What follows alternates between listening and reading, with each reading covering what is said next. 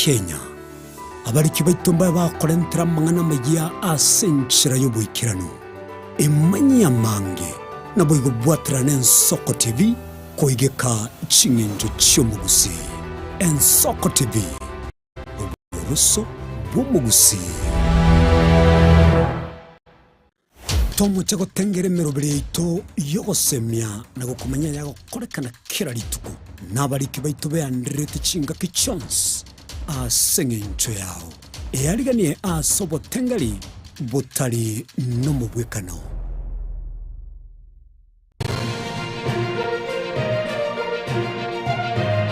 Eye n'Ensoko TV uboroso bw'omugusi.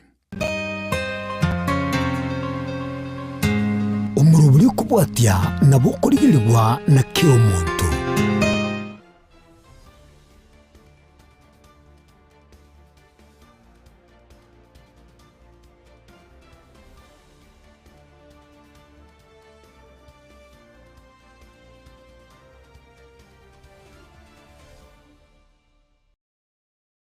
Mwirigereria bw'Ensoko TV mambia nengia nande tukumira na asembe aseri tukirigaria 13 sumutinyo gatano mwaka bw'echelefu 2025 na irimo no kugena kwani na kwabokire bya kwendere bya asemambia bona aseri tukirigaria Jumatano asomurubiriga bwe Etorobini gochakira bwa rwika chinsa isano ne mochi abona mubaso asoko sangaso bwamo eriko ligereria hayagendere tokarika ne mambia bona ya etire na bwigo ayara chekubwatia tusange gwetera senchira yo mutandao bwekerero Facebook na bwiga sense media ya YouTube Ensoko TV na bya mawasiliano nigere noti sano na ibere isano na isatu isano na isatu isano na mamara gatano omweri ubika isatu erietariane Ishmael Mogere.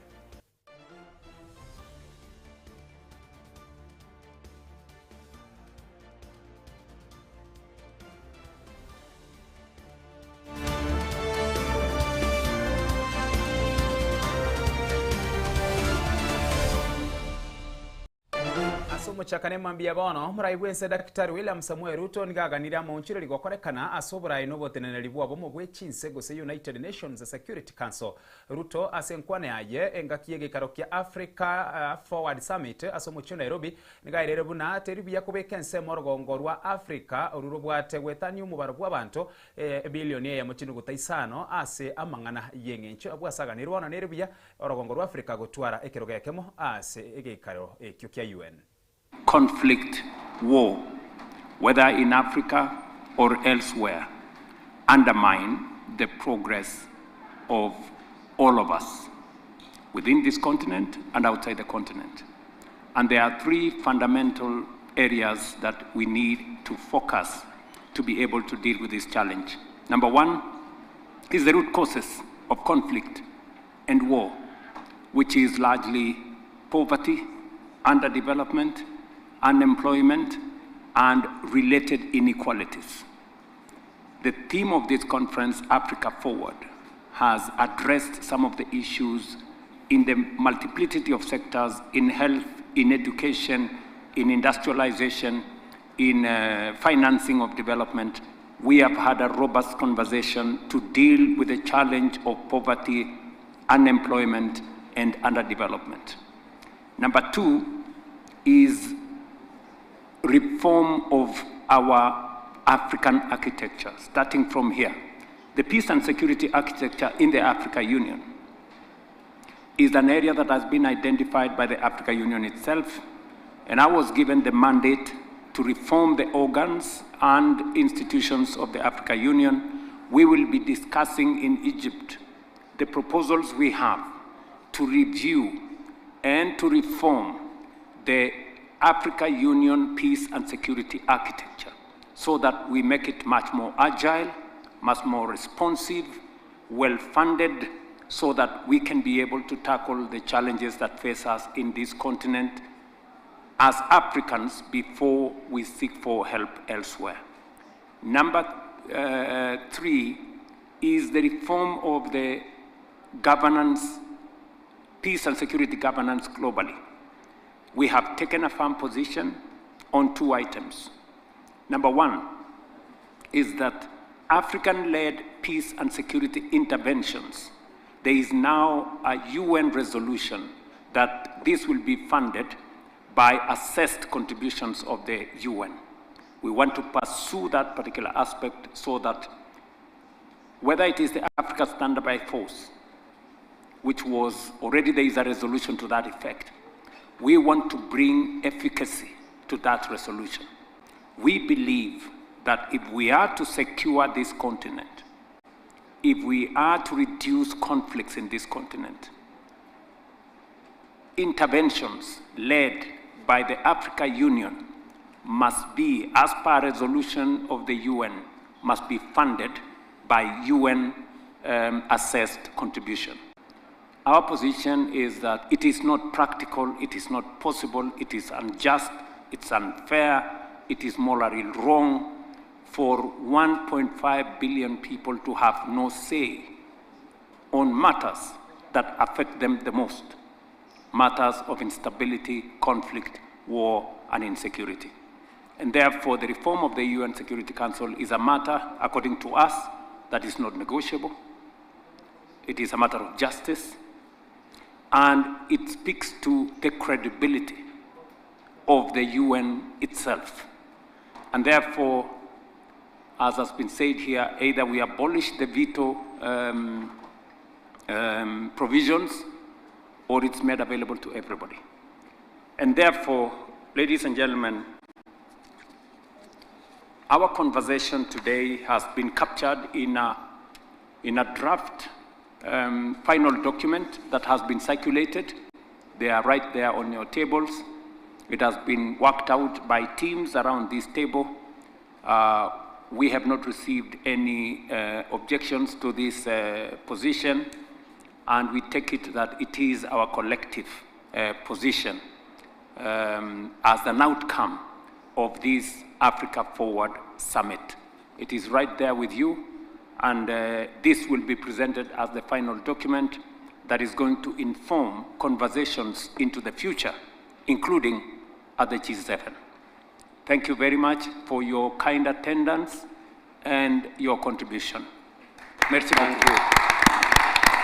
For Africa, delayed or blocked action has too often prolonged conflicts, worsened humanitarian suffering, and constrained international support for African-led peace initiatives.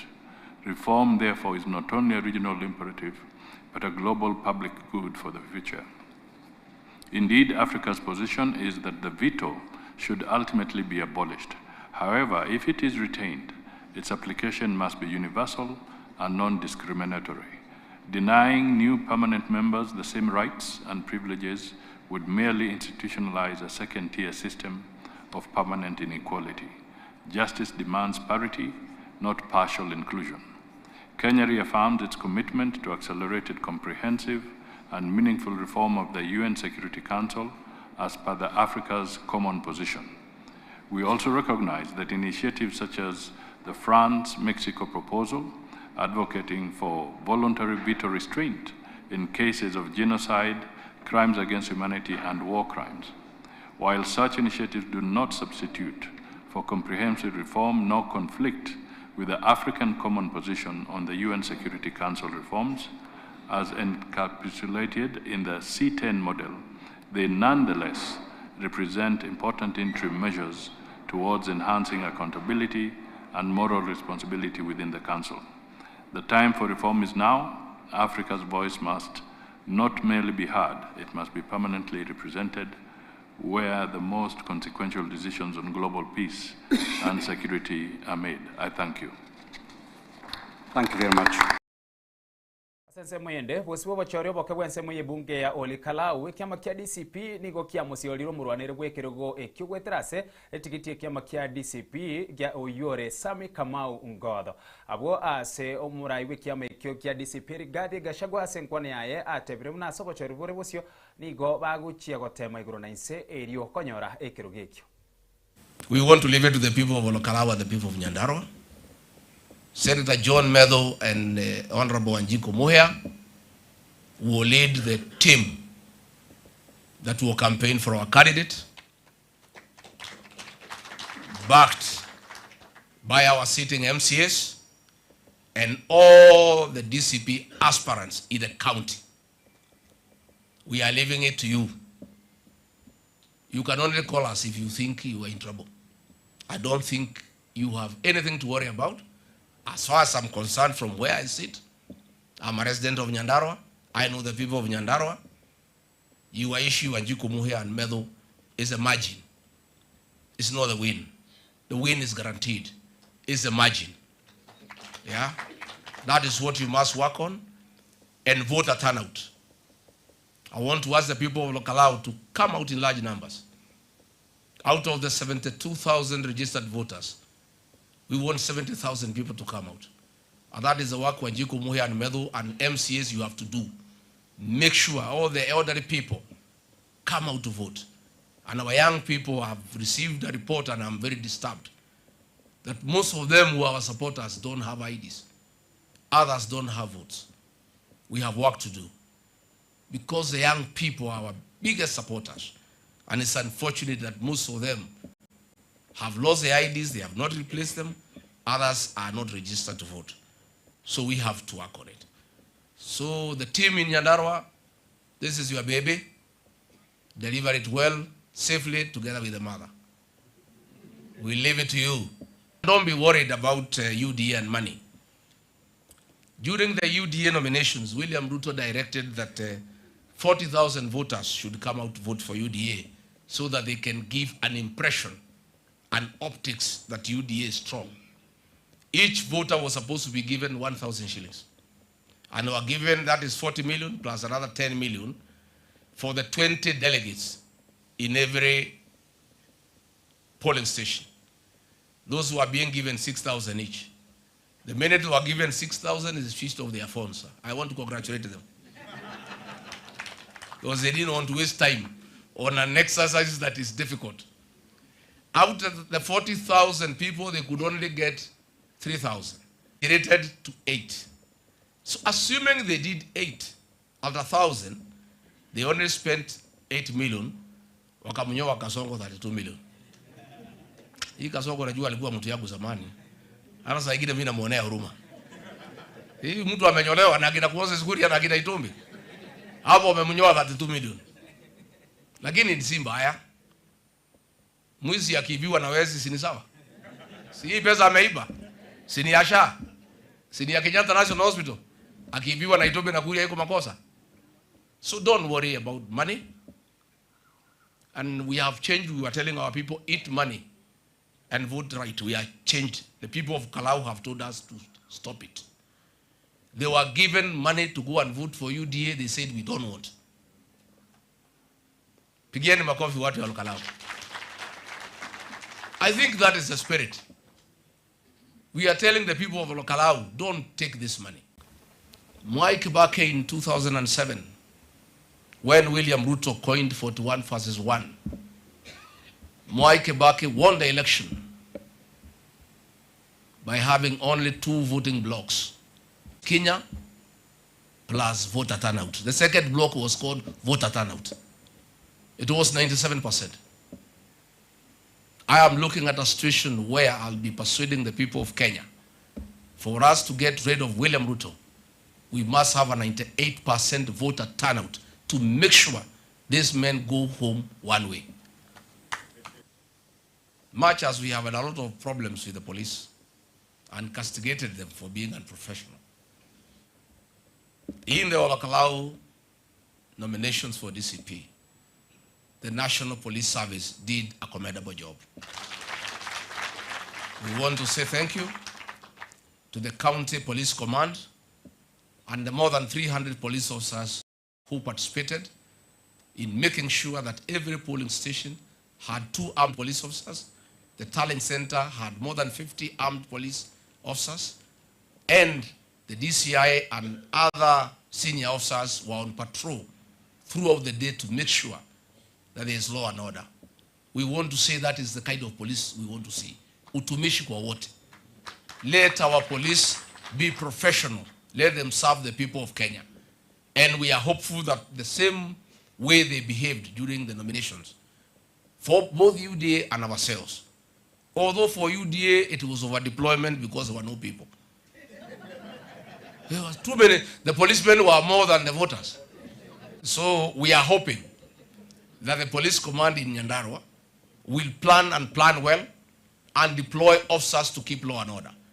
We don't want to see what we saw in Bere and Narok, where police were beating people and being used for voter suppression and working with the goons.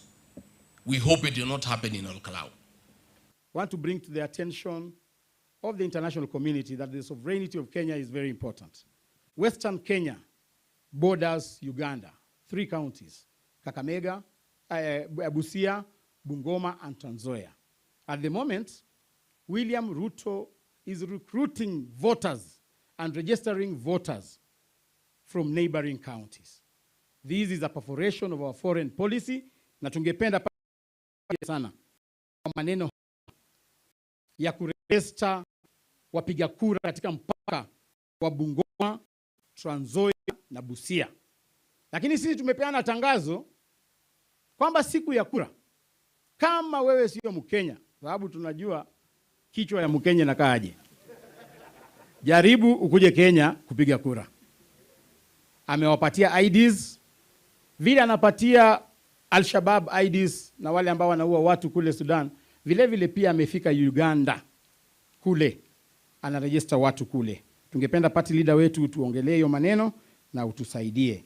Waziri boborendi boime Kipchumba Murkomen abagwatani banda soborendi boigo nabarayi kurase county ya West Pokot bakoragwa no mugabara we county eyo niko basangira n'abamenyi bensemo ya Morita ase county ya West Pokot eriyo kubaremya na kubayengora magega y'abantu gusiria ubugima asumu basokano engakiyo kweya edahabu. Serikali niko yalireira yoguchia kubakira gose yoguchia kubakira bali abatigwa n'ekingoma gose boyo kubarenda na kubayebesa eyo egochiko bakonya na gusire cyamate ekyo cyasira bamwabo eriko eliyo kwarigania umoyega bwa matanga na boigo na bari batigerwa n'ikingoma au ase county eyo. Nataka niseme kwanza kwamba tumekuja hapa kwa niaba ya serikali kusema poleni sana kwa yale yalitokea Alhamisi wiki iliyopita. Tulipata habari hiyo kwa uchungu sana. Kupoteza watu 15 sio rahisi, na pia kwamba kati ya wao 15 tulipata kwamba 12 ni wamama, kumaanisha ya kwamba wamama ndio nguzo ya familia na walikuwa wanajitafutia kujaribu kulinda familia zao. Hizo familia 15 wenye wamepatwa na msiba, mimi nataka kusema poleni sana. Pole kutoka serikali ya Kenya na pole kwa kutoka Mheshimiwa Rais, na ningependa kusema leo nimewacha kazi zote ambayo ningefaa kufanya. Ile kazi ningefanya kupitia hata mambo ya mnajua tuko na wageni kutoka nje, lakini leo Rais alinipatia ruhusa nikuje hapa, nikuje nikuwe na nyinyi, yeye aendelee na wageni na wale wengine wako huko. Ya pili, ningependa kusema kwa niaba ya ndugu yangu Mheshimiwa Joho na wizara nzima, sisi tunatambua sana wale ambao wanajimudu kimaisha kwa kuchimba gold. Wale wanaitwa artisanal mines. Mko na haki ya kufanya ile kazi mnafanya, na mko na haki ya kujimudu katika maisha yenu. Tukisonga hapa mbele, kama vile Rais amesema, lazima mjiweke kwa cooperatives yenu ndio muweze kupata faida zaidi. Mimi nimejua ya kwamba wengi wenu hapa sana mna support familia zenu na mmetoka sehemu mbalimbali kukuja kujisaidia kimaisha, ndio msaidie familia zenu. Ile yenye itakuwa ya maana zaidi ni kujadiliana jinsi ambavyo hata wakati mnajimba ile gold, tuone njia yenye mtaweza kufanya kwa usalama. Na njia ya kwanza ni kuhakikisha kwanza huduma ya serikali inaweza fika hapa. Tunataka serikali ikuwe hapa, mahospitali ikuwe hapa, mashule ikuwe hapa, na barabara iweze kafikisha nyinyi hapa, ndio mko kwa safe environment yenye mnaweza kufanya kazi hiyo. Mimi nataka kutangaza kwamba kwa sababu ya logistics, chakula yenye tungeleta hapa imechelewa kidogo, lakini itafika kesho ama Wednesday. Ikifika tumetuma chakula ya kutosha nyinyi wote, igawiwe kila moja apewe. Sawa sawa, itakuwa ni assorted chakula. Kuna rice, kuna beans, kuna mambo yote hiyo yote, kuna mahindi na mambo ingine yote mtaletewa hapa kusaidia nyinyi wakati mnangojea your mining site ifunguke. Si namna hiyo? ndio mpate chakula ya kutosha.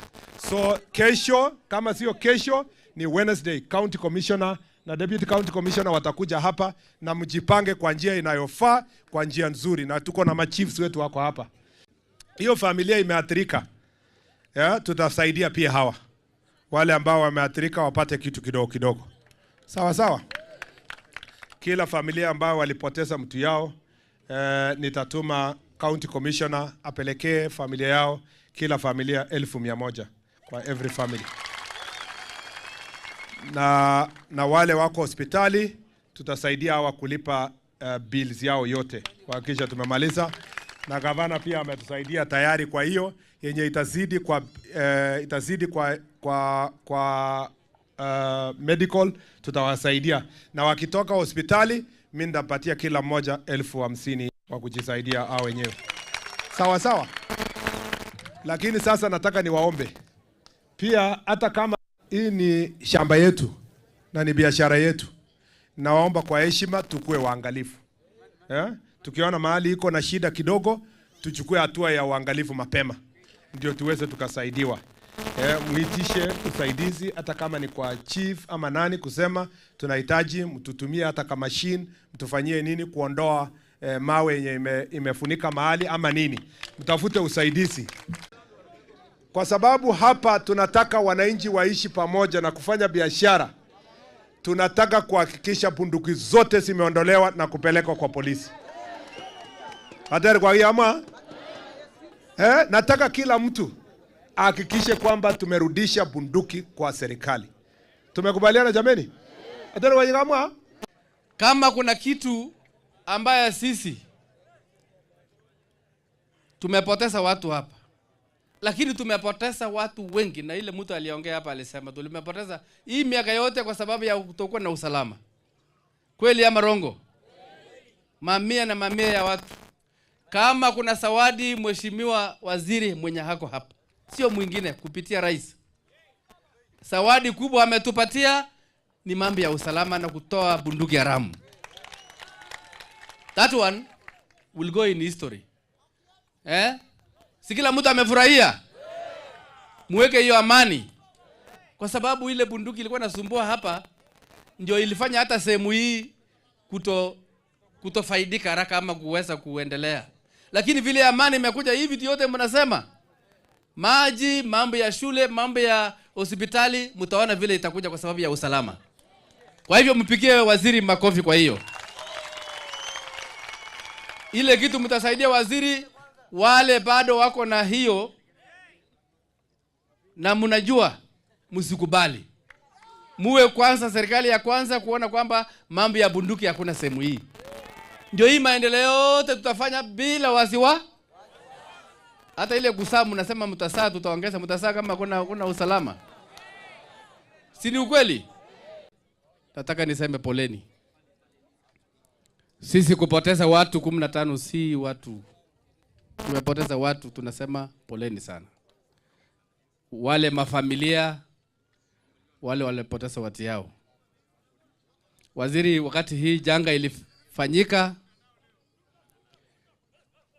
niliamuru Wizara ya Afya ilete ambulance haraka, nafikiri ilikuja kwa haraka, na ikaokoa watu wetu, watu wale wako Kapenguria. Ambulance ilifika kwa masaa.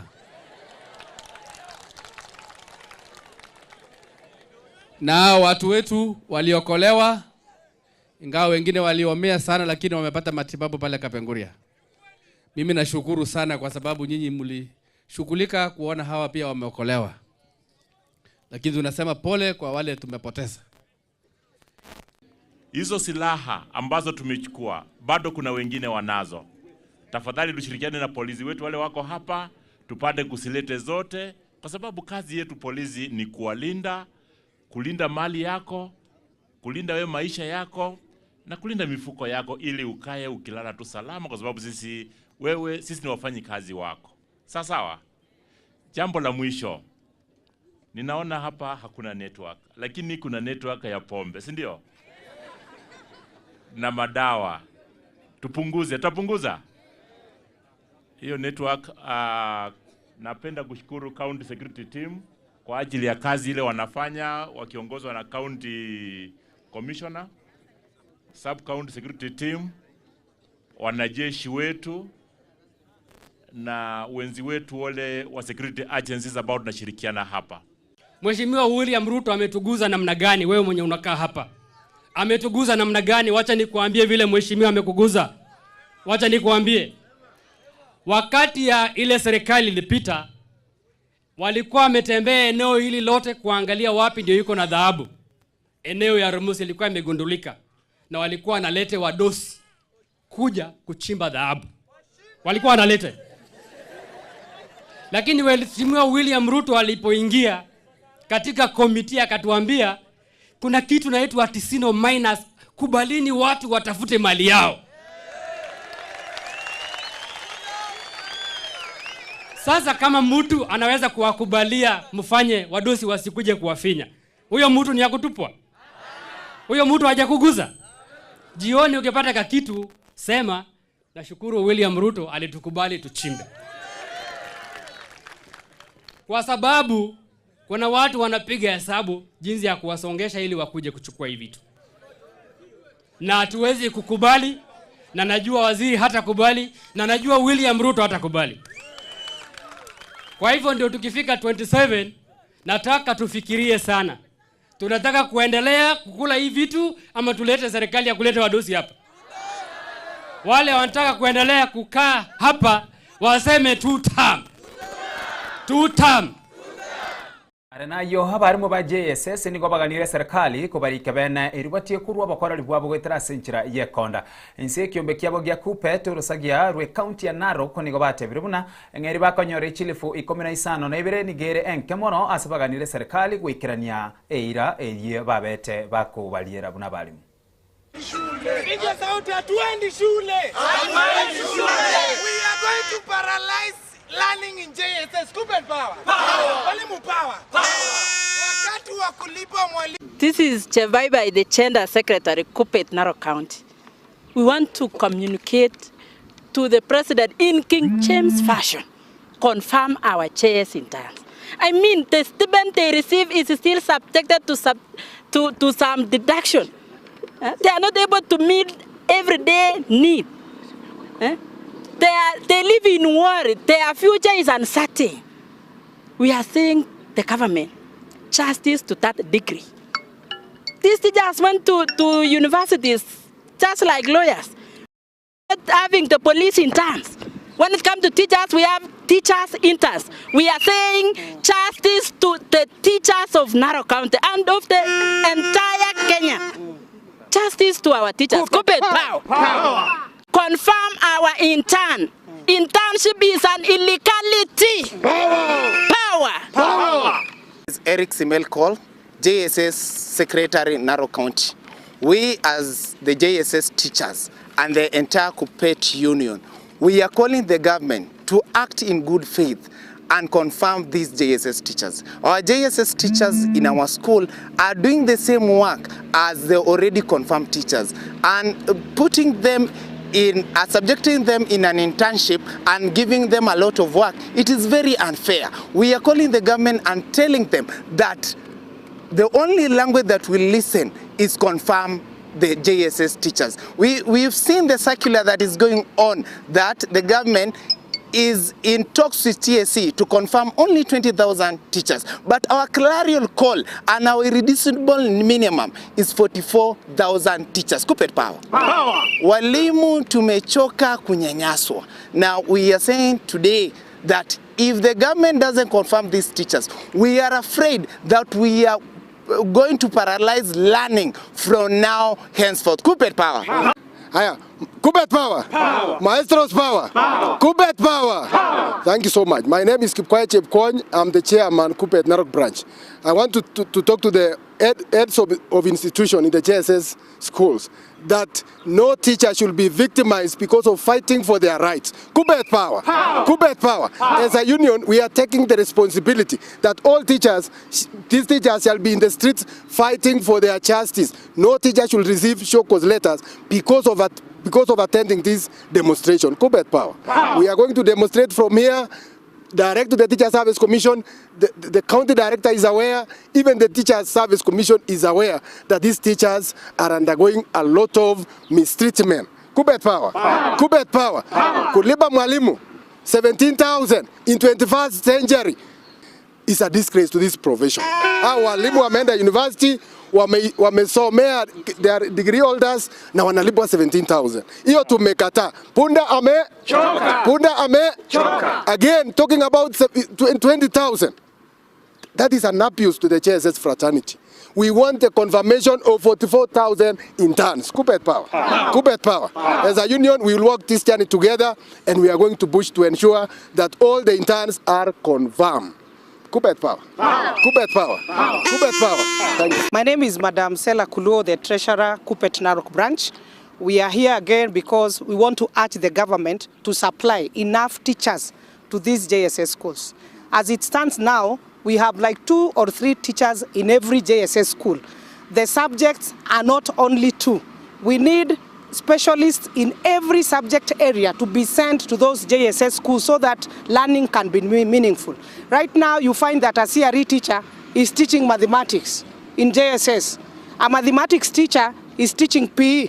So we want the government to address the issue of JSS by employing all the 44,000 teachers as they plan again to employ the others next year, because we know the ratio right now in JSS secondary schools is at a very low rate. One teacher is teaching about 200 students. So we want that ratio to come down. It can only come down when the 44,000 interns are confirmed. We have had rumors that the government will employ the 20,000 JSS interns who are the first cohort. We want to advise that the government should employ all the 44,000 interns, because internship in the whole world is an illegality. We are benchmarking from Singapore, and Singapore does not have an internship program. So if we want to go to Singapore, we must start the Singapore right from here. So we want the 44,000 intern teachers to be confirmed.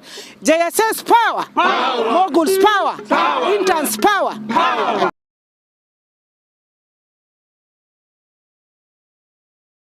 Mano asoko chora Y'Ensoko TV boroso bomo gusina kuko kubwati umurobero yiga kuri uwo cyakano na gwikiraga bwa sensementangani no tokora ikira omweri gosoko beka ko ganda umutima ko omokena nyuma yo kurasa umutima ko ntokyo so senkwane temambia bana kareke tuki kusangana yo kurukwa buna nere Cyprian Singombe na ero mugeni temambia bana so kumerekera ali agendere tokora kana semambi ya bana na mono asensemo yo koligerelia obo korali na boigo oborayime na isiko yensi ya Kenya.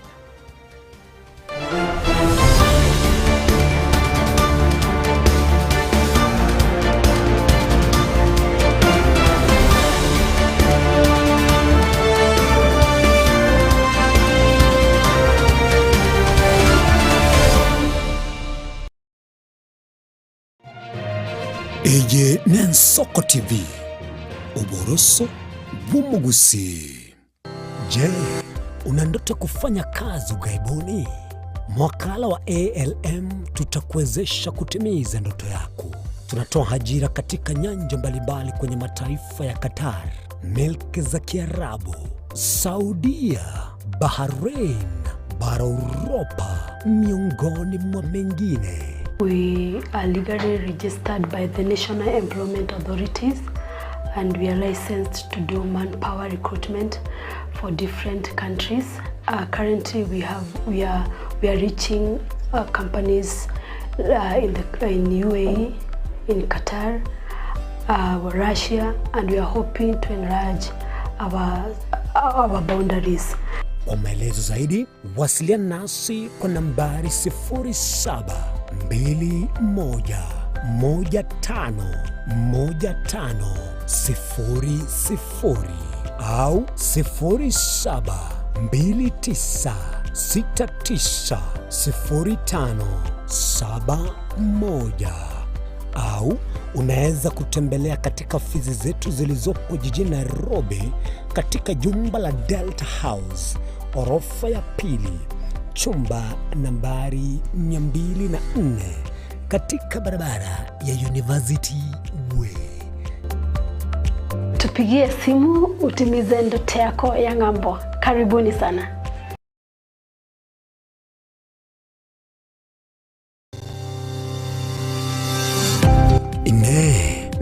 ete betri oratumia segari yao ebetri uguchachirimo ugakweba ebetri ulegene chinga kichonsi ebenga kieliberera gusenga kiyobokendu tawe chanika Autobat Kenya Limited no tulegigiga asingichao nigo tokorosia na koni chibetri uratumia chinga kichonsi chibetri uratumie asegari enke ebasi no nyaneli kurukuru. Tutakupitia pale kwa gari yako, tutahakikisha tumeweka na tumekupimia charging system ya gari na pia tumekupimia battery na kila kitu itakuwa iko sawa. Alright. Sasa na ikileta shida kabla hii warranty ishe itakuwa namna gani? Ikikusumbua kabla ya warranty utakuja, alafu tukishaiangalia tutakupatia battery ya kushikilia tukiendelea kuangalia yako. Talia yoka na battery yechinguru. Battery ya Autobat ni battery ambayo ni spill proof, kumaanisha hiyo battery haimwagi acid ile ambayo iko ndani. Hiyo battery imetengenezwa na calcium. Kama vile tunajua calcium hainanga water loss, kumaanisha sasa hiyo battery hakuna wakati ambayo inakauka hiyo acid. Asamange twakirisimi namba 0739697855. Kwa wale watu wa kuja mstatiwa, wachana na battery kama hizi. Tumia Autobat. Battery ni Autobat.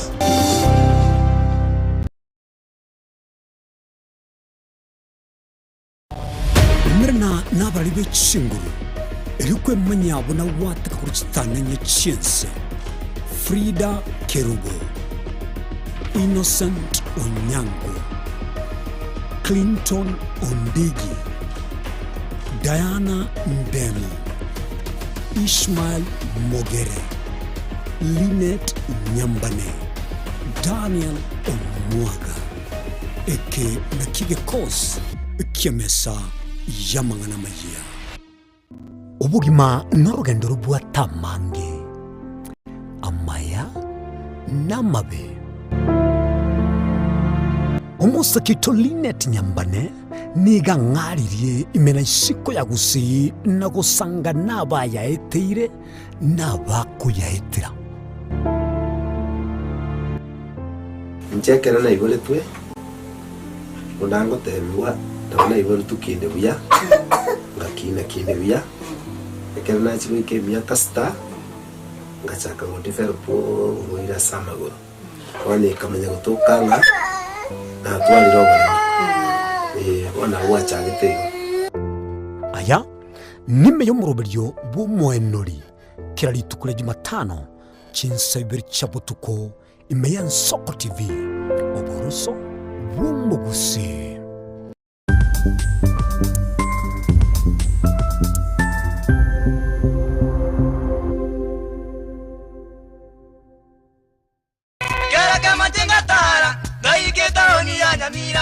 Shauri sangwe ngaro moijana umotu batera mabwari Murigari Y'Ensoko TV oyo no muroberio gwoko ya mareko na inje mwana mboka Edwin Yang'au turabe tukumira na kira ritukurie iki guchakera chinsa 10 chamogoroba wikense yemo ya butuko kugwakorire emirimo yawo yerituko kwabukire orosete uikaransitero ya ubuyanda chitasekeruko orambulete emerondo kunyagusibero ngori Naria screen ni chingero chikoletwa na mwanambuka Edwin Yang'au. Ano to konyora chingero chionsi echiegita na chobenga kwanu bukano echiembegetere ndo gesongengo. To amereria.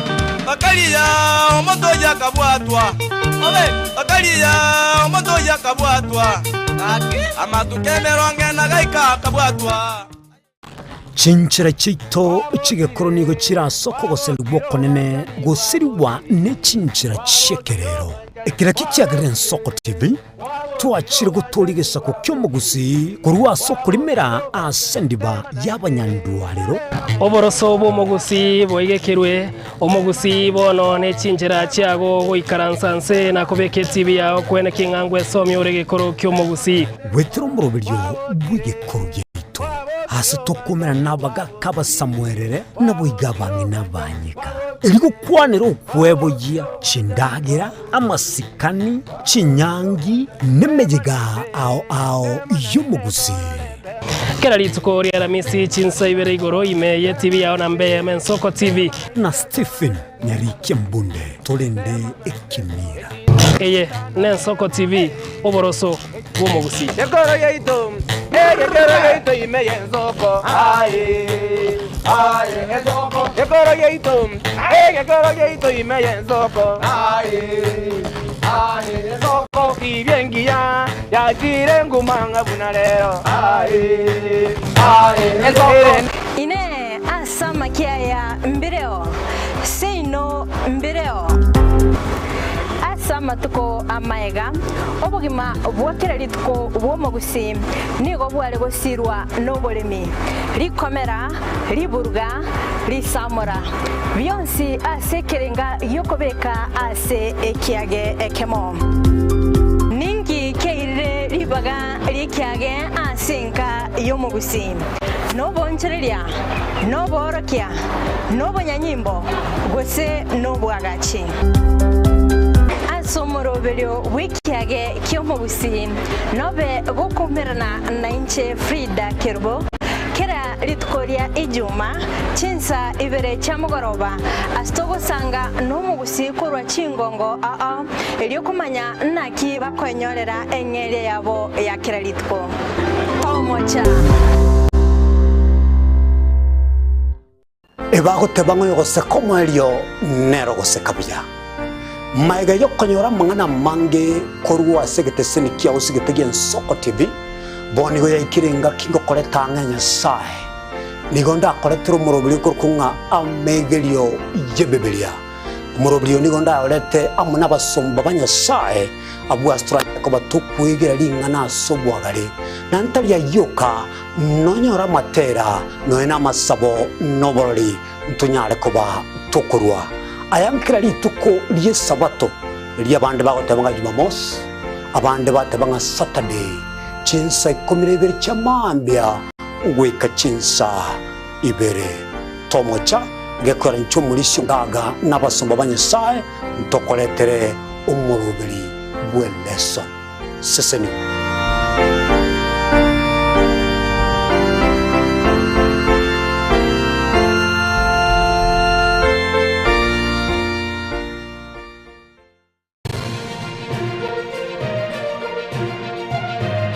eye Y'Ensoko TV oboroso bw'omugusi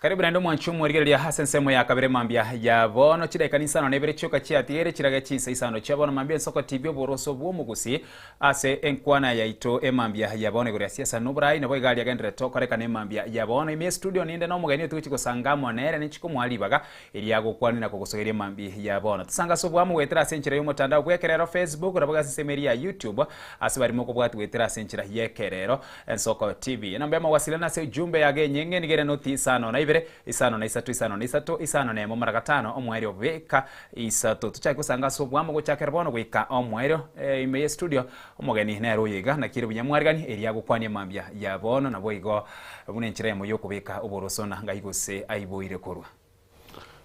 Asante Ismail for having me here today. Because more kora digante njago aso godamni gas more kora ningia kegima. Samarita nkuru kwa Cyprian Getanda Singombe. Njeno mwiboruo kwa constituency ya Nyaribari chache Milimani Kisii Central Ward Kisii County batingo kole mirimo Nairobi ga ndo umutuki wa mangana governance and public policy and leadership kende gyanse gekombatana n'oburai bwa barai bali bachorire bali tutayete gochora the process of leadership how youth can play a role ngaki umwananjara play a role ko make sure una bali yakirete chikura ngokora bali gashiria abakorerete. So that's why we're here today.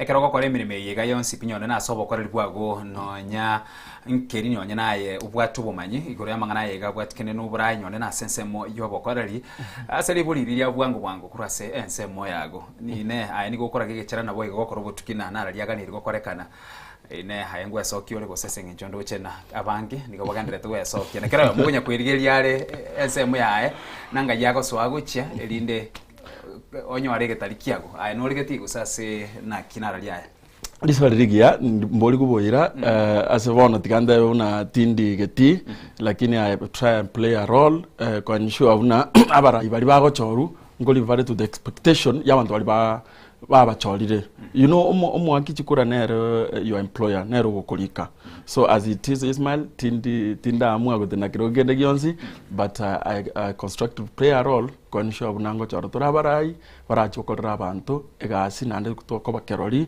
as amagosare we point out asege somaro na civic education carry nere role to play enene abantu baito banyoro ubumanye kero banyoro ubumanyi they able to gochora barai barabakonya nande barabakorera egasi when they are informed an informed citizenry chooses good leaders that yengagi una every time togo isokuligereri Ismail every time togo akachikura dori gukora na 1 year abantu batarangira go complain so wono kwibodiri swali but why one problem jengo ta batali barai a problem nintu abakichikura so mawaza ata abanandika bere monokurugusise ito 2027 is coming tochora barai parachiko korere gas yes and live to the expectation ya mangana rio expect serikali yo korere go so murayo chor koruze piko jakero mo MCA mo women rep mo senate mo governor mpaka even the president nande mono to go insist na omanye right yao even the ngora re binge buna barai baganda go tugama status ko iberere bai we para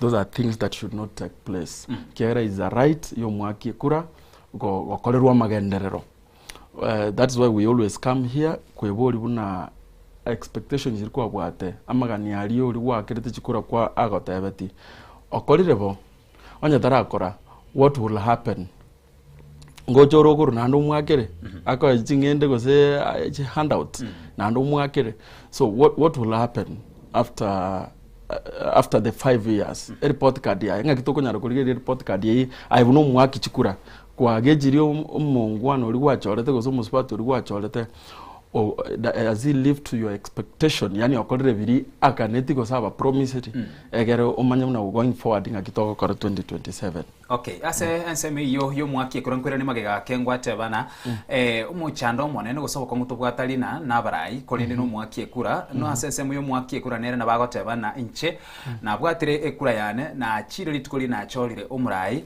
and then from there na tigiro murai yo aikirania eirelia altodirete na Kenya and all that lakini watebire na omo Kenya usomo akikura nero gocha obekirwa ama mochana ki labda nero gochoro murayu mube and all that no mwakikura nero gotebana ki injeni gaste akaonia usaga chakangegana ki nigongo cheka kwaleke neke na ikire na mwakire ekura inchebono naende nga ingo chiraime eginekene but I like being real unabono and Mount Kenya with respect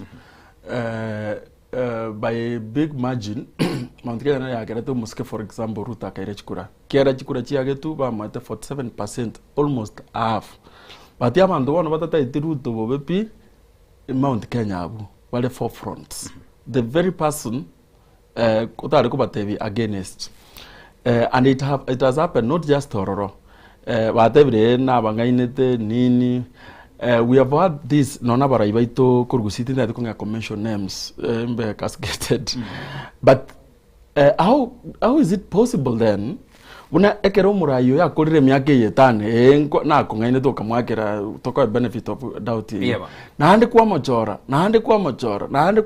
I've had abantu bachorukane gatano you know the same script na hande kabisa ekero kuligeria samaisa tigatora tika non political parties ekero kuligeredi ngoikori kwaligeri wata na hoteli constituency yi umungwano yo is can do a good job but because of siasa yechi handout siasa yobo kenyomba yani I don't mind una umuntu ngia uchikonkolera as long as are umumoya for instance Yeah. umumoya kurunyali bari ubugaba nango boli kubole somebody will look at it tari agatora umuntu ko baroje uyo no mugabo no gukora egasiengia but because he comes kuru boye from the constituency umuntu ito so no tangainwa you know we play that's another one we play a role as ogochora abarai ababe secondly why we should not cry all the time na nabe kegente kyoga mbaro abantu bali batali kuwaka chikura nakwa no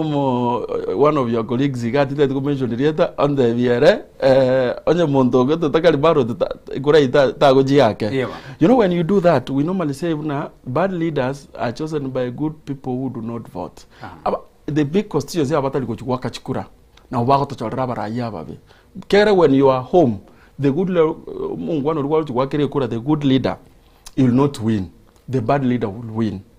And that has been this, even Gen Z respectively I'm saying we have seen news voters card. Just look at the voters IBC numbers. It's so sad. The numbers, you know, but we could do more. We could more. Genesis by Mokeboniga, they now they can have their own president and vote for him, but they have given up because of mismanagement here country. Arojuna na akachikura na ataka. You know the difference is the similarity, and then there's also the brings us to credibility of electoral system. There's a major feeling especially so there's that apathy. Like I was just discussing with someone, we are going to expect a big voter apathy, especially in the Luo nation. Why? Because they don't have their own as a presidency. Ekana chabo chikura 2002 aba usiba kasoka because they had their own. So those patterns, those voting patterns that ekerota kwa dio montogo turuwaka kura.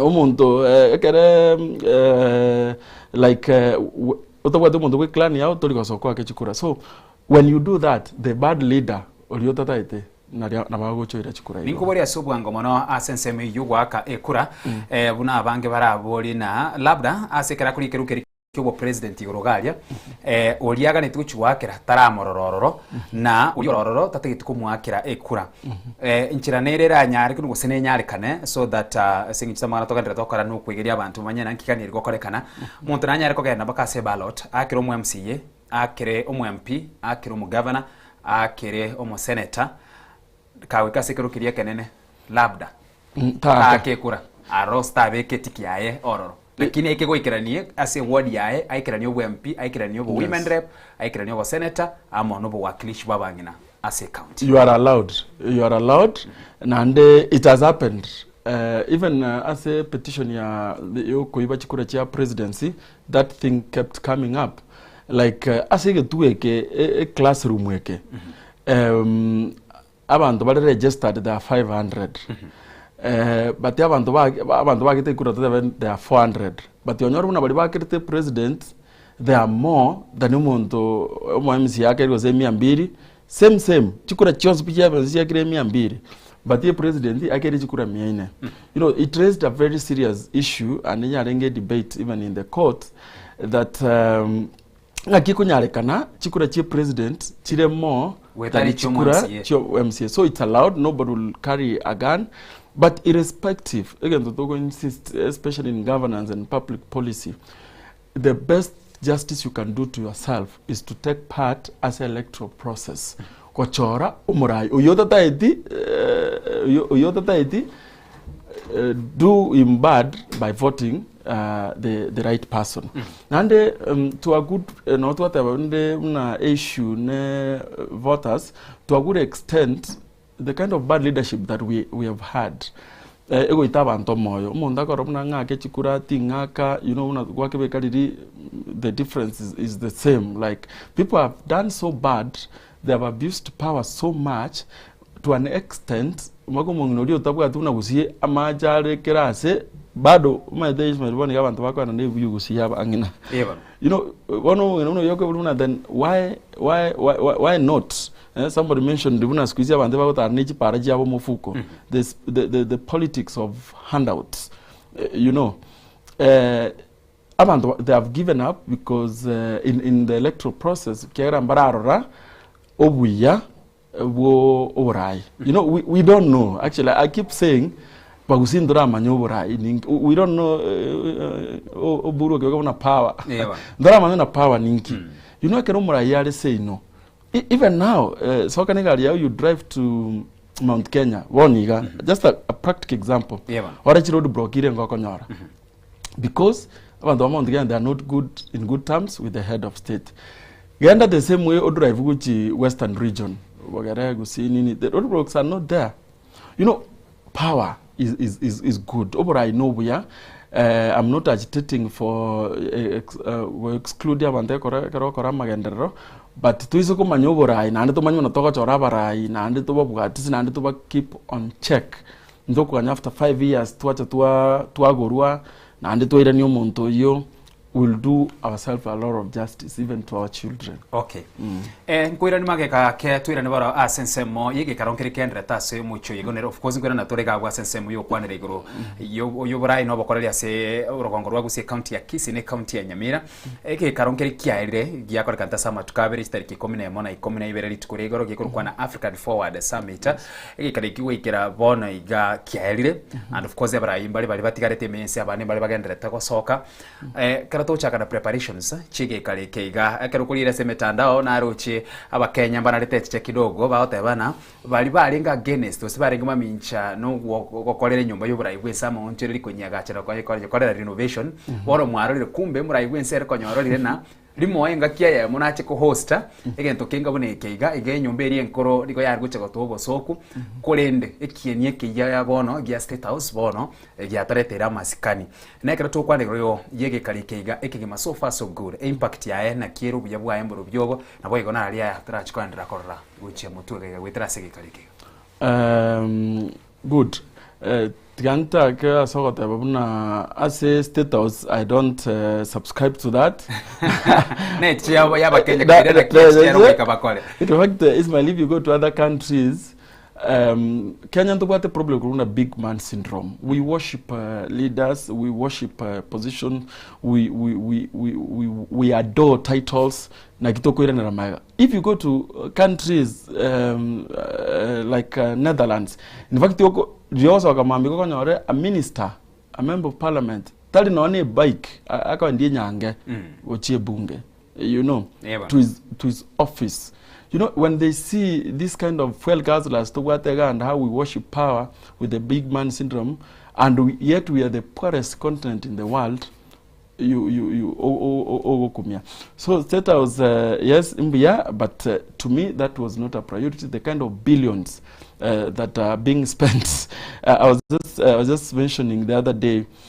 Una a budget ya state house ngo jana city board yao. I'm just breaking it down. A budget ya state house ya yo mwako yo fiscal year is 7 billion. But as we speak today, almost Kiruta has spent 12 billion. 12 billion. We are yes, we are in a country when that is happening 5 billion more as a capitation they sent and I dare anybody oppose 158 shillings. No, 183 shillings in a country where you exceed a budget your state house by 5 billion.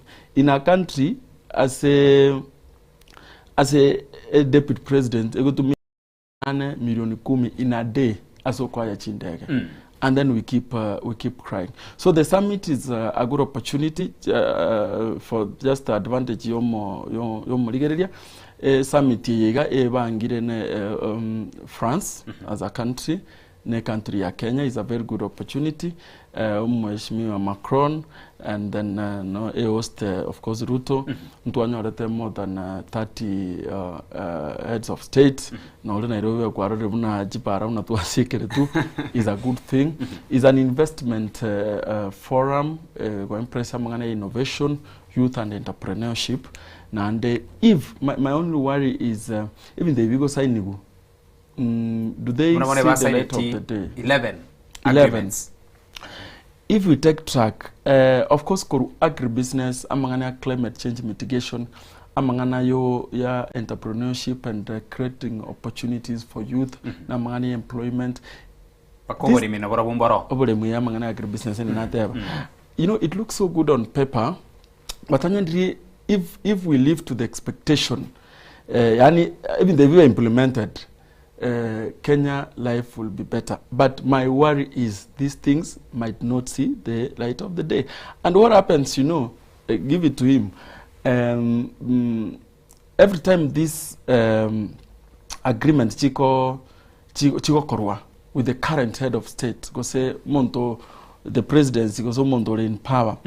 Every time this is done, and then in the next election, Monto ita irana. What happens? One tragedy to as a country is these gains are reversed. I can give you an example, though I'm not a proponent of affordable housing. It is one of the projects which is okay. But you've had the United Opposition saying that the first thing is to cancel that policy. So what happens? You've had, we had even almost call your Ruto with respect. You had him say that go scrap CBC, for instance. I'm just mentioning a few. Amangana okonachua chislip. You've had the United Opposition say they'll reverse. So in relation to this, my worry is not even the 11 chia signing. Continuity. What is our sustainability strategic plan? They are going to be there. That would be my biggest worry. And another tragedy is corruption. We have received as a Korumaga, even the Euro bond, but you cannot trace that money. We are busy borrowing. I think regime, even from Uhuru government, for the last 10, 15 years, we are on a borrowing spree. But you cannot point that money as a non-age county.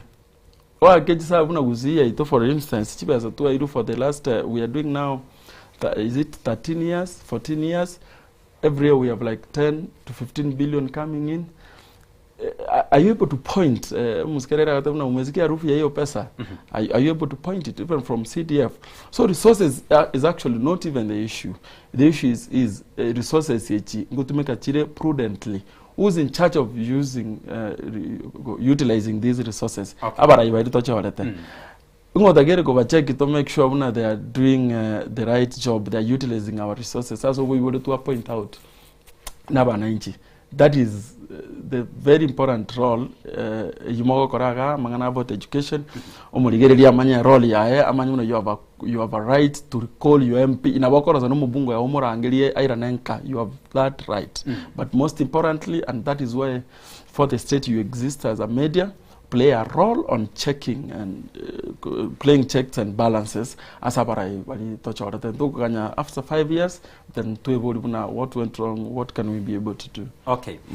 Asense moyende kera tukunya gukwanira of course agreement chingabure chiga nuchu kwana nanda sobwango mono. This is not the first time umurayigwense obona Dr. William Samuel Ruto obero murayulia kero koligeri utale chinse chinyinge sana uchire Italy uchire China US noale Israel na chete chinse chige chance pekonya France gocha oberga kwenda chinse chiga na every time bakogenda konyora bakane delegation y'abantu kitabange sana bagwaziri mbarayiga ba PS mbarororo abantu nabange bagotebana na barabwo and then later kero koligere kwara na ba sign gete at least every country we konyora ebintu binne gose bitano kibiyake kero kora signing yonspe na asekera kero koligere nkwane murayiwe nsekero keriyo koje track kogenda oberga gotebana babiri bakoligeria aba Kenya gusaba sa emirimo whereby gwikira boni una bono mu waziri bw'abakoli emirimo so yo labor kurukunira Alfred Mutua na atabetena nguchaka bari kwina nande abakoli emirimo bandi gusaba sa 4000 ase chinse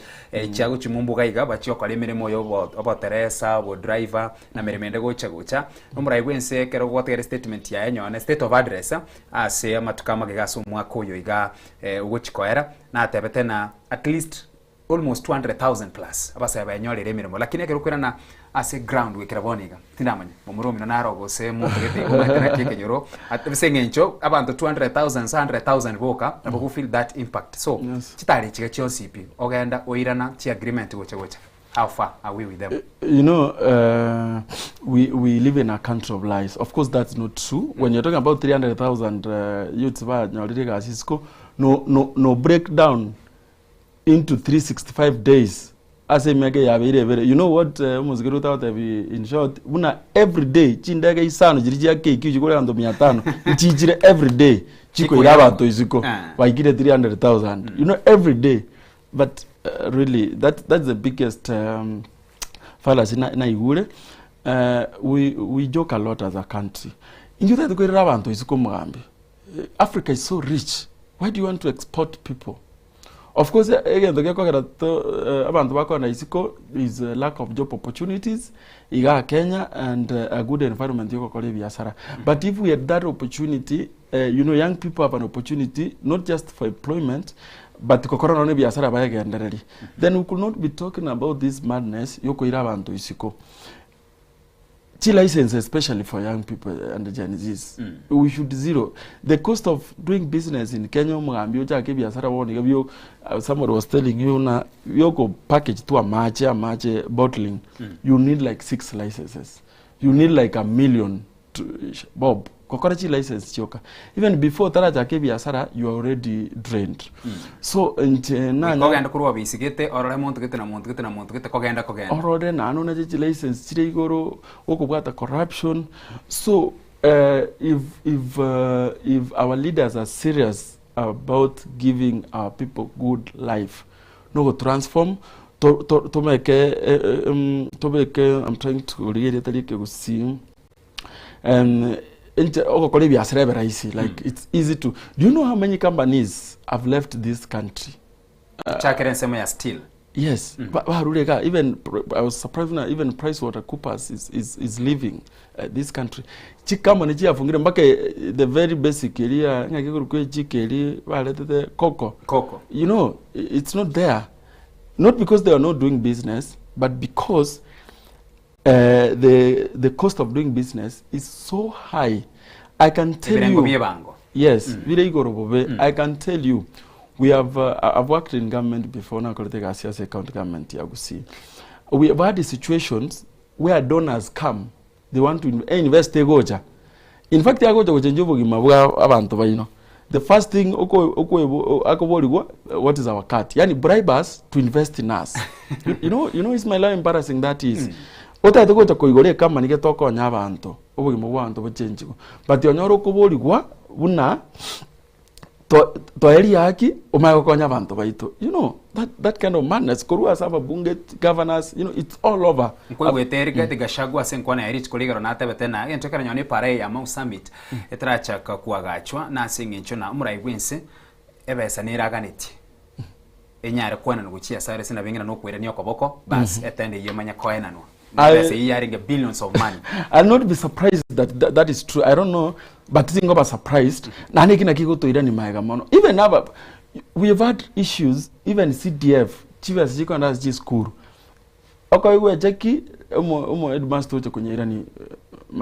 Even bursaries, you know, the very basic thing. You know, one time Uru said, and I tend to agree, that this country we lose 2 billion daily to corruption. Daily. You can imagine what 2 billion can be able to do. Now they have state as if 5 billion more over the budget. Lakini abana baitobale school, 180 shillings. I've just watched news here inoga nara bali mu ba JCC. JSS. Yes. Magandre tol musboni check the county around Kiandawon. Can you imagine in a country where a single individual oyomo agotumia milioni 18 in a day kwa haya ndege, not to do anything else. You know, I wonder, you know this country, that is a government that has ministers. David President a classroom, you know, when we have mbakaba chief chief, you know, deputy ago fly go chikoigora. Even the mbuya there's some madness ya ku empowerment yogo zunguka. You know, we yes, that was no for lack of better terms. We must move to politics of issues, politics of policy. We must cut down. And one of the biggest motivation, no opulence. You know, our leaders, because everybody in power, bagutumia power yibobe na bagutumia chibesa bobe na ndakoro you know nika kukula tena utapikie mtu. You know, it to me it's such a big issue. Okonyoro mushara, for instance, we were talking about the other day. Okonyoro mushara wo mubunge roughly mubekere 1 million. Roughly. 1 million in a year, that's 12 million. In 5 years, that's 60 million. Your salary is 60 million. But when you mondago to me 100 million, 70 million, koligichikura. Kwa mangonyoro umongwan oyo, the amount of money out to me as handouts, no musharo yo to sustain. Weekend ya moyoka. Yes, then kwa makwebori. Yes, it's good kwa ndama matanga and what you have. Na nomondo you cannot point out if you are sorry vinakara kwa vya kando. Kwa makwebori, then what is this interest? Inkiegege mo motivated sana that you are going for a job that you are going to earn 60 million as a 5 years, but you are ready to go to me 70 million to get that job. You know what the deficit is at 20 million. It points to what I said. Buna, this country leak a lot of money. We lose a lot of money to corruption, billions daily. Okay. Kero kelitokore kurase ensemo eyo igoro ye ya Africa na Forward Summit ekero ngonkera igomura ibwense Dr. William Samuel Ruto akonya gusuguma sana engakiri kera linge Marekani nage sugumeta asege karokerikia UN Council na bono igoro na itechida ikul mo 15 minutes go kiereserana ki nere byorongo rwa Africa tunyara ko twarekero kere permanent as a United Nations Security Council asenge jagote bana te kunyara karusenchera teyo Africa ebwate wetani obonge bw'abantu around 1.5 billion na sorongo rweka is the only continent etabwate permanent representative as a UN Council igonere bya unorongo rwa Africa totware omuntu oyomo. And why Dr. William Samuel Ruto and not other presidents kurasa rongo rwa Africa? One, let's talk about the UN Security Council. That's the biggest, the highest organ ya mangana security worldwide.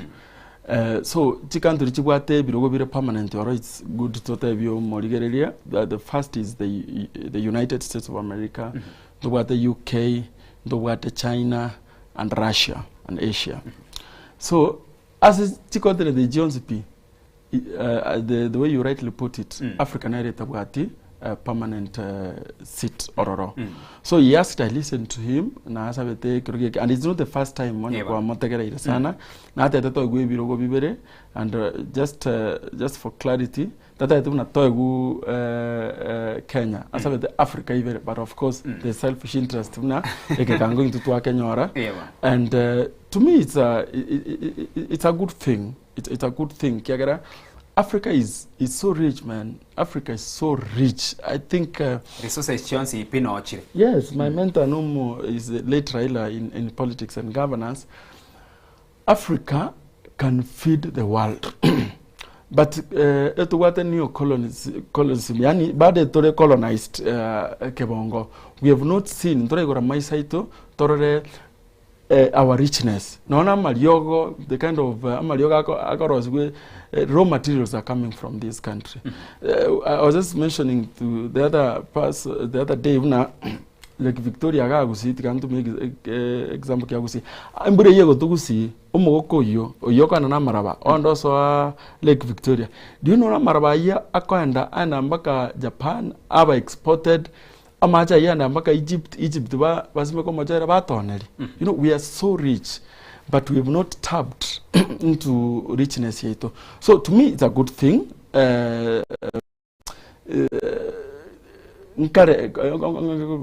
Ukoloni ilisha. We have a role to play as a country, as Africa, and it's about time Africa equalize.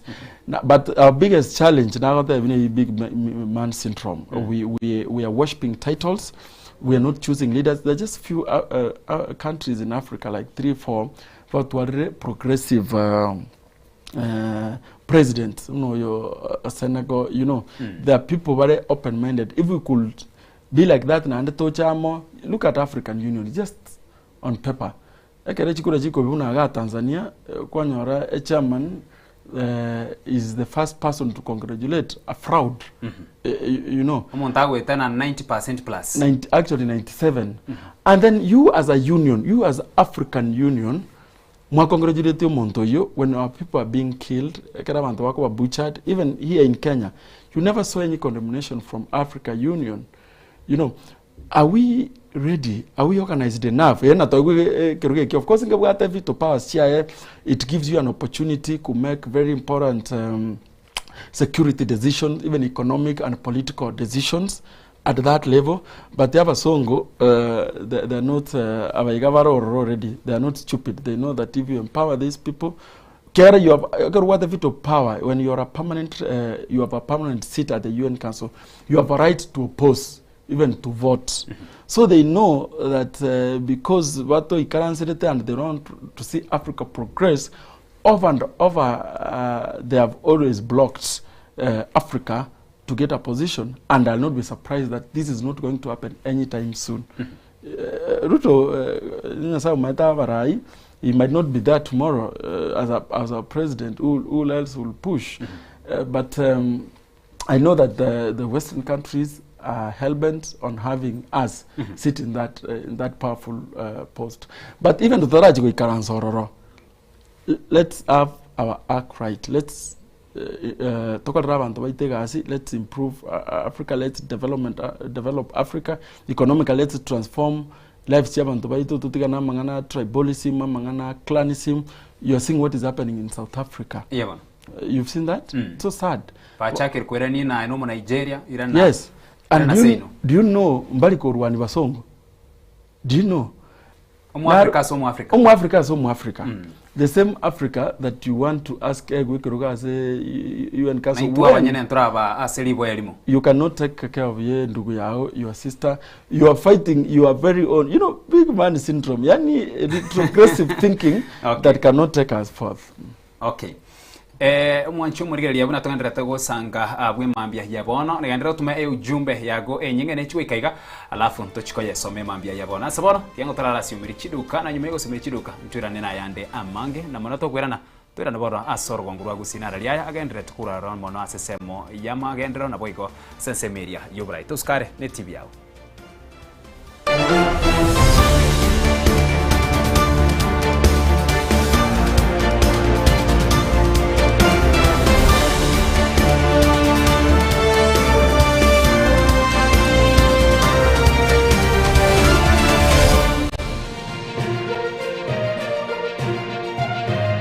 Etorobini Y'Ensoko TV, uboroso bw'umugusi.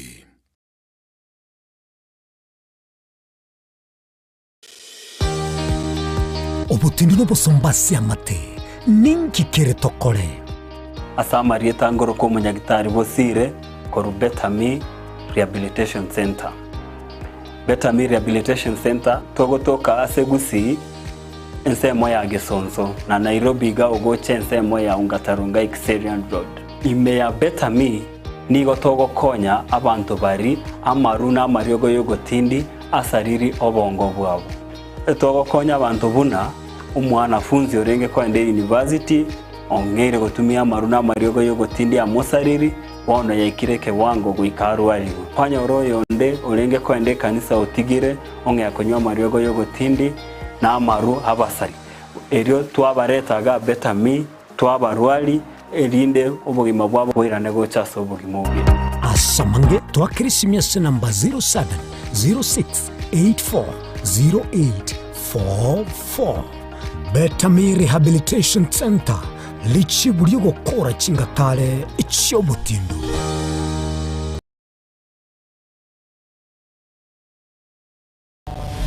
Mrena nabali b'echinguru erikwe manyabo na wataka kuruchitananye chinse. Frida Kerubo, Innocent Onyango, Clinton Ondigi, Diana Ndemo, Ishmael Mogere, Lynette Nyambane, Daniel Omwaga, eke nakige kos kiamesa yamangana maya. Ubugima norugendo rubwa tamange amaya namabe. Umusakito Lynette Nyambane niga ngaririe imena isiko ya gusi na gusanga naba yaeteire nabako yaetera. Nchekera na ibole twe unango tebiwa ndabona ibole tukinde buya ngakina kinde buya ekera na chiko ikemia kasta ngachaka ngondifera po ngoira samagoro wani kamanya gutokanga na twali roba wana wachagete aya nime yo muroberyo bumwenori kirali tukule Jumatano chinsabiri chabutuko Etorobini Y'Ensoko TV oboroso bumugusi.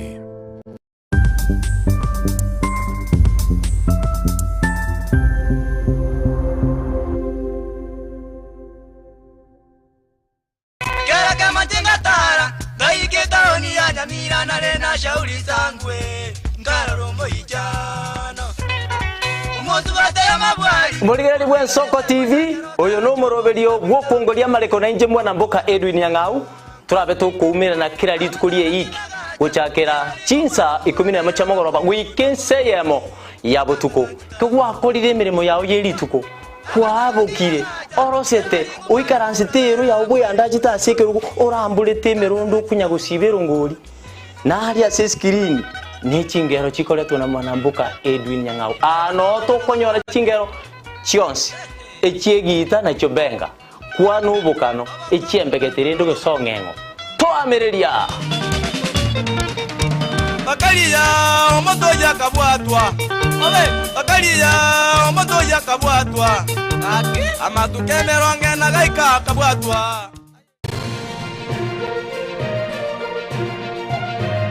Eye n'Ensoko TV oboroso bumugusi.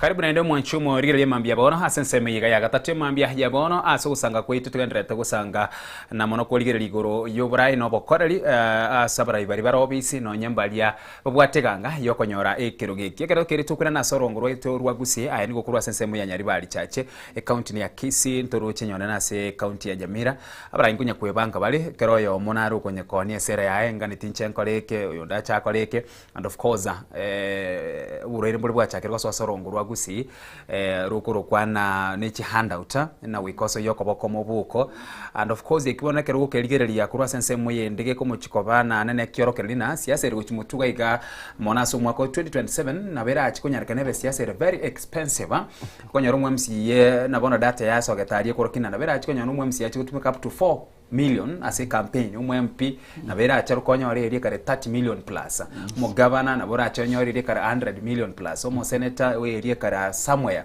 bo wakilishi wabangi na gocha kero tukolire libinte biga byonsi pina bwege nkusenkwane ya ngo atebana wikabono tunganye kurwase gokora siasa ichi handout tuchake kwa ndabone reality na reality y'uwekirania ama genderero n'abantu nkonya kwebanga bale tuchake kurwase ensemo eyo Eliswali ligia muna wake beka igo osaba kwane ngoli buna as we get to election ya 2027 abantu bachore abarai taliko watumie jinda jiabo, but their brains. And much as siasa yeji handout neme jare neji ngene natagusi. One thing I'm happy and excited. No nani ngekusi last week. Abantu wangere go impress na bakol jiba chiao ba kwakera chikura.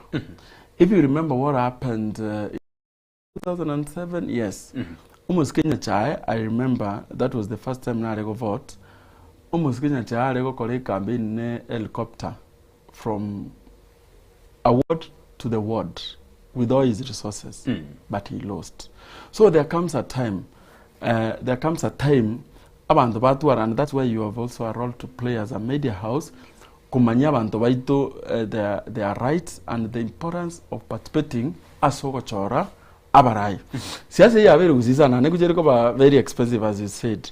Imagine no MCA what I got me 4-5 million, umushara wa MCA is 144,000. Ukubeka allowance ya mochi wota cha around 300,000. Yes, 300. Na wate chilon. Na wate chilon nikada eka 200.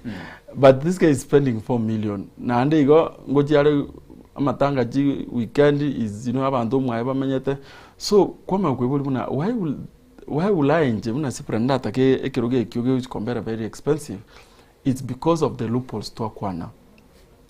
Chokogorwa chogo you have to be bright go etichi policy gali oisokoboli muna gusiya itochi the kind of act na policies betiri koru echaka they might not point out in a county that embrego twa abanyana bagwetuke ibuyugo chiroche rero.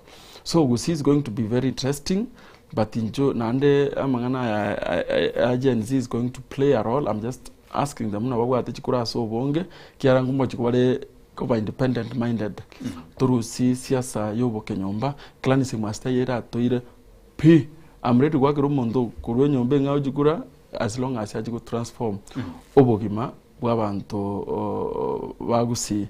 So there are people who have come out bakolega asingia bono irechingaki baligereri. Okay. Baligereri na abakichikura baligereri kabisa tegerere manifesto yabo siasa yiga una turusiga amatanga I wish etigaba chibaza basirisi mukano matoka no muntu taira chibaza but abantu bamindeki ngo basaba when an opportunity comes ekadi ya clanism nyerusi ororo ekadi ya handouts nyerusi ororo choru murai ojiko konya ojiko transform our children nimbwata abana our children will be here long before we've left, so do them justice asogo wacholera abarai abaya bahojiko bakonya. Okay.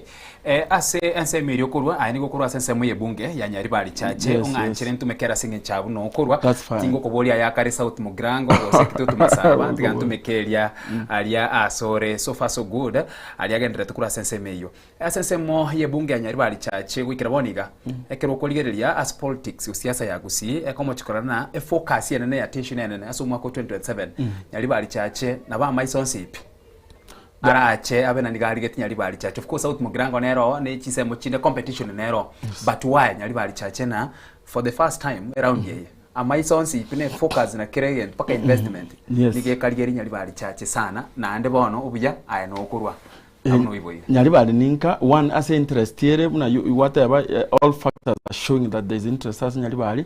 Nona say they just concluded exercise here voter registration. I think Nyaribari is leading. As a candidate, it has attracted among the biggest number. I think into Dogo at the Bonjana Jaba get 40. Nyaribari is playing around there. And they are 2022.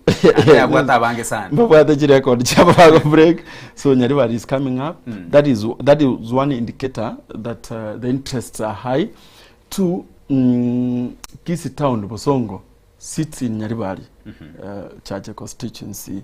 Of course kwere nene chitaka kitutu Chache south ya Kibagandi. Yes, Nekunetake, but the Goose Institute, a university, all of them sit in Nyaribari Chache. So the stakes are high. Even the town, the headquarters, Kisi County, in Nyaribari Chache constituency. One thing I'll tell you for sure, is almost Matiang. We have a presidential candidate. If he's going to be in the ballot, as he's put it, that is going to be one of the biggest factors. On the ones who go pingo moske Matiangi, as it about you will have to work 10 times harder, especially, and they know, you know, we had the by-election, you know, I like facts figures don't lie. Yes. ODM candidates, ever number 4, 5. You know, UDA was number 3. Actually, abantu bale kukaribia mbali bale affiliate parties chiko support Omoske Matiangi. You know, these figures don't lie. You don't expect anything different Koruga was 2027. So on the ones you oppose Matiangi, from over governor, senator, women rep, and say over Jumbe, you know, on the ones you oppose will have a very difficult time. We're going to have a Nyachai moment. That's what I'm seeing in 2027. Kiagera, no makake na arenge, no yes, 202 when Nyachai vied. I didn't vote.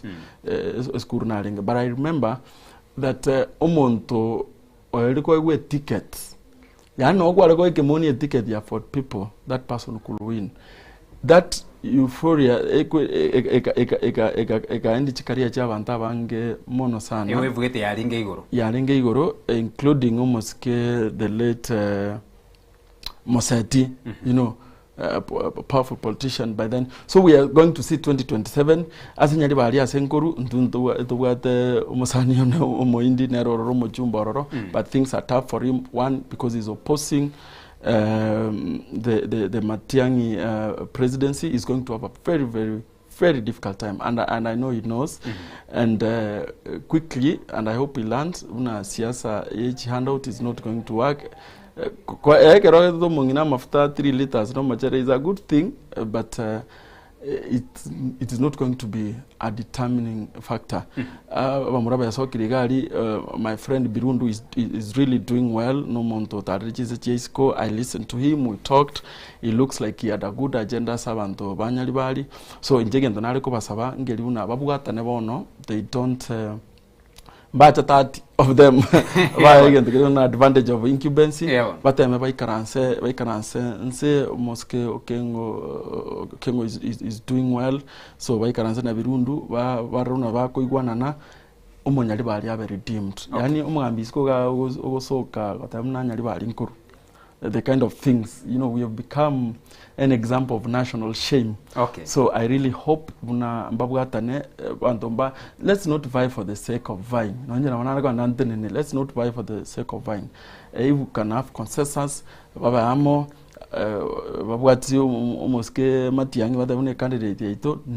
okay. Because that is what is going to hurt us. In the unlikely event, ticket ya Jubilee. So what happened? This is where Raila could get it wrong all the time. As a man na ticket. Kera bali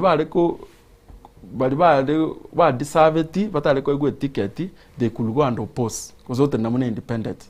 What were spoiled votes because two opponents an advantage. So really nande onye aba usiba the serious na Matiangi presidency. Mungwano lita konya arakorainse without a bunge, without a senator, without TMCS. The only trick, that is why Roche Kashagwa Ausumbana Naruto Sana. The biggest advantage you should have as a leader, no to our numbers. So and I like it. There are a lot of Naruto Magara, there's PDP, there's UPA, there are a lot of parties. Yeah.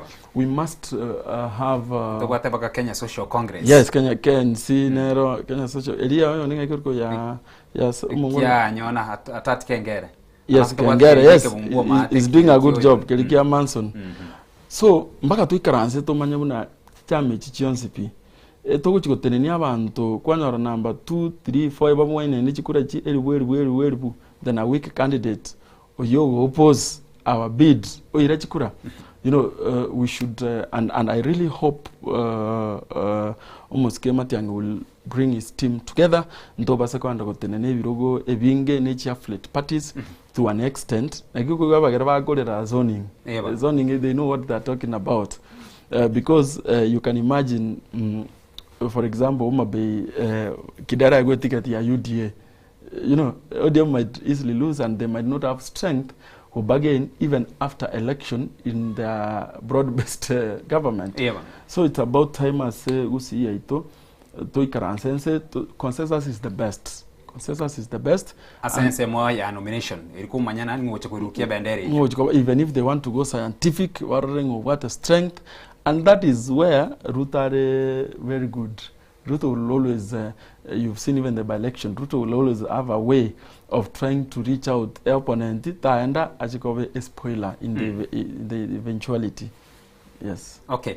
Kero tukwaniriro ya nsemo eyo ngwa kwanigoro kiama kia ODM abonongo chikokwira ni kuri netranda se kiama kia ODM ingana nere iga oyakurukura nero mugavara we county ya Kirinyaga kurukura nere Anne Waiguru niga atebete igoro niga asabete kerari gukwana agasaba omumenyi o Mount Kenya gatebana ntonyetena magoso na korekanete enga kieria ya impeachment enga kierio mokonyi mumrai wisi kierga de gashwar kurusu wabisi amagoso na korekanete lakini eromo yana gatebana twasabiro kwabira just because effect nera chakirikora ya chakirikora na Mount Kenya maybe no chikoje kwanirana what does that one mean ekirokora Anne Waiguru rasa serikali and maybe ubwate na ndingukora ali chitamchia ibire to kumanyirelie na bara anyore na atikwira na sense area yoba senator no nyaba senator no batete kuchenjiri chikiriguru ase kebunge enena kiwa kore turikwira na ndi kubolia kirogo ekero okoro muraibu noyo mo governor akwira na anda ase abantu baye gusaba abantu barongorwa Mount Kenya gusaba amabirana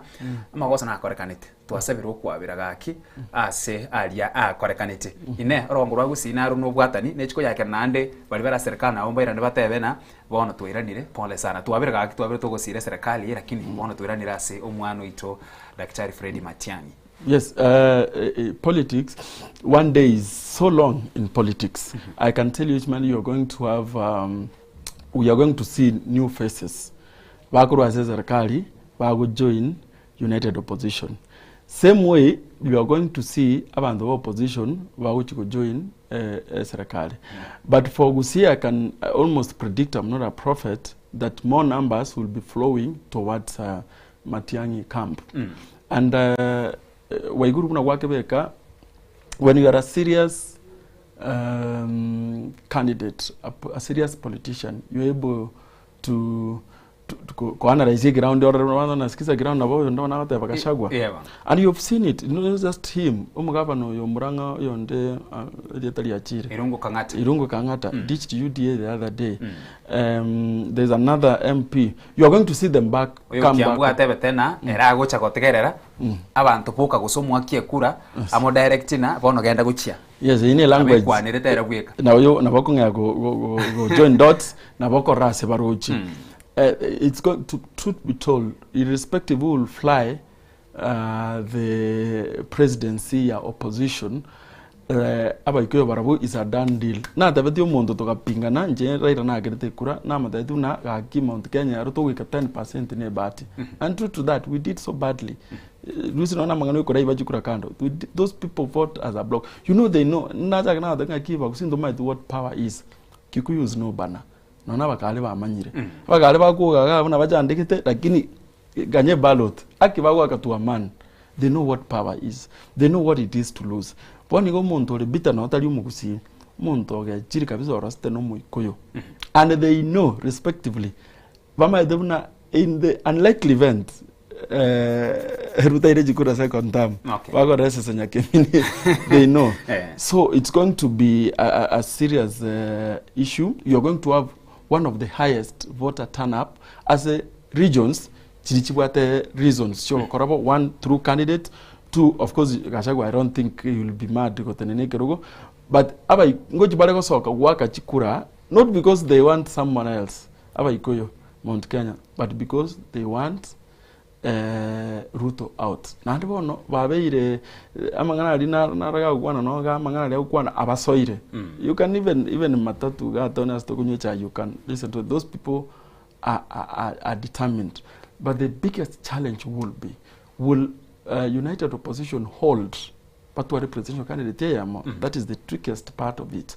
So as you see ito we are going to have a time moment and abagusi bangire korora the importance yogutwara keri oburu nata wakuruka power, and in the absence of Raila, you know, cases in Nyanza, in the absence of Raila, so a candidate from that end is almost Matiang'i. Okay. It's going to play a big role as a nombali baguji kumubwati. Unatoli raini hiyo unanateva, you'll have a long day.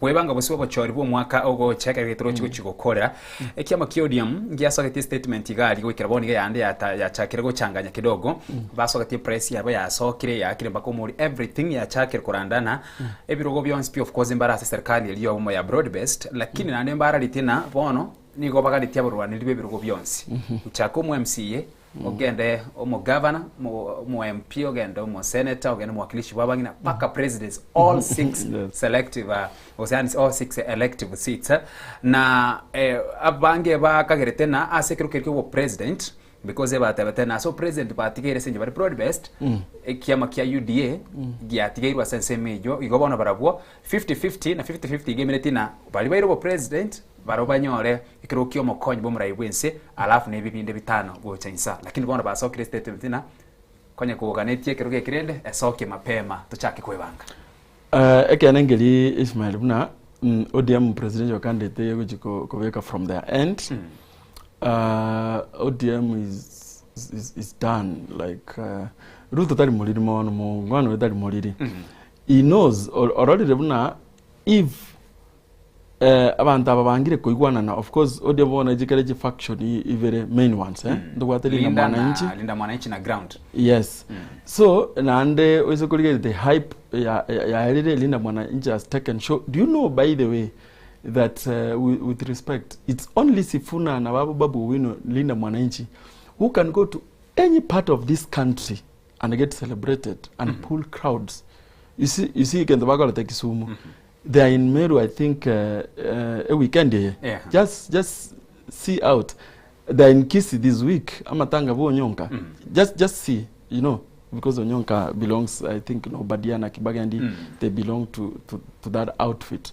But what really national look, if you give, if we are voting today, for instance, Otualeru Togana Sifuna Lero, I can tell you, Baberega, Sifuna will win. Lero. Lakini abange baote ban online tenga ina Sifuna. Yeah. Well, those crowds don't lie.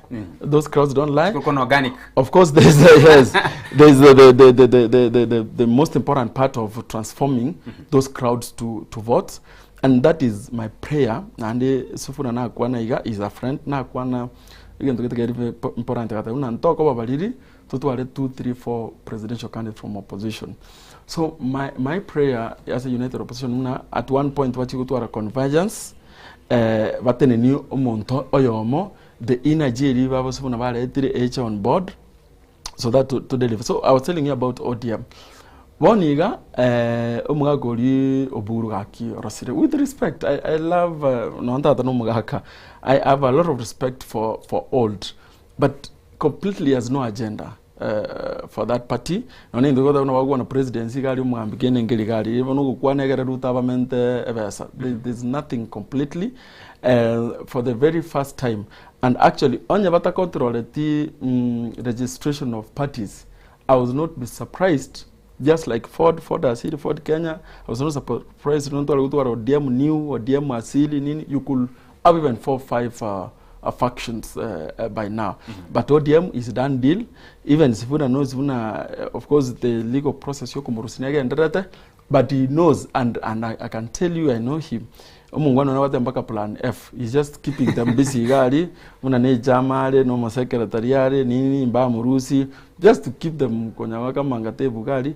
But ODM, in a region, to the highest voter apathy. May Raila rest in peace, is the Luo Nation. They don't have their candidate. They don't believe as a route. Forget about this hype you see here. But you and they know that Umongwano it cost them their presidency. They know pretty well. And they want to as I told you, numbers don't lie. babu bagenda nyalenda gari you saw lakini wasomba abantu to wasomba abantu to that extent so that tells you one thing then that there's a general feeling una gakikango na bayabaiga so bakorana ne buna yodia muna wago tikorwana iga umugera go gikaranza te buna linde lionsi onye bare gwakira raira taireti kano yo batataidi bago kuboka mambashi wakachikura okay so voter turn up is going to play also a role as chikura cha 2027 Biamana asuku sanga tokandira tokusange mambia bona kigito gucyukore deka yitu tubwate na yemo yoka ekerekeri gucyukora of course engora gucia se umongina Teresa ingina homo senator county ya Kisa Richard Onyonka na waigo siasa umanyeta sama tanga gusiasa go chiene kiwa sana already twayero chu utawala mweno gaya achakire kurororo just in less than 30 seconds na boge kerekeria okorwera niengana yago yomwerio. Okay, almost Onyonka Pole is a friend so komosirio mongina jetinda rora after ogoko kwa Raila omontondo reiru especially a political figure the mongina Teresa reiru I was shocked even how opposition came together igona to ngo mchango gali All Saints Cathedral I can tell you all maka baba atandi oyo chairman ya budget was there so we have had leaders abagaka babo ngeli babo bure amatangalia united yomugusi but ngakyo kyariko bosaba kwane una unity of purpose teba una pretense ya samatanga to kurworo na ndeto gendere kuramana how I wish that we could for one reason even the speeches kwariko chitegara they were emotive they were reconciliatory that's the kind of politics that we need amangana toko na uzibuna united ya chire goze UDA ya chire amanyinga iterwa yani unobo sokwa se kusi that thing should not happen. I'm also making an appeal unaba kusi it's time we come together the way to are very united numong no literacy anje namo mate in person but my mom nante ibuna namo so meti bobaracho primary so namo mate so pole to the family and my appeal to omogusi for one let's pull it together tigatoche amo tutige ubukenyumba tutige siasa yoko na kurancha na magoro there is no pride in division okay. There is no pride mu karangeru asanga ngao okay. So let's come together in a peaceful process yobomo unity of not just unity yogo chiko tugama status unity of purpose that can be able to take kusia ito na Nyamira as a region forth. Okay. Byabano mwancho murire asuko sanga twasangire mambye bono na wiga asuko bwati nkwani yiga kuru muchakano gwikira bona yiga abona se elia lero ewiki ego cheko nyarikana bado ntora unaro muchakano tukochikonya liba kana nento gendera ne nkwana eyiga Y'Ensoko TV oburuso bwomu gusigendera kubati mirobere ndi atigera seri tukori gima tumera na ankyo ensa eyemo yabutuko na bwigo chinsa isato asamo yasenjira yobwikirano asabono akwaniri ritukori ritirane Ishmael Mogere.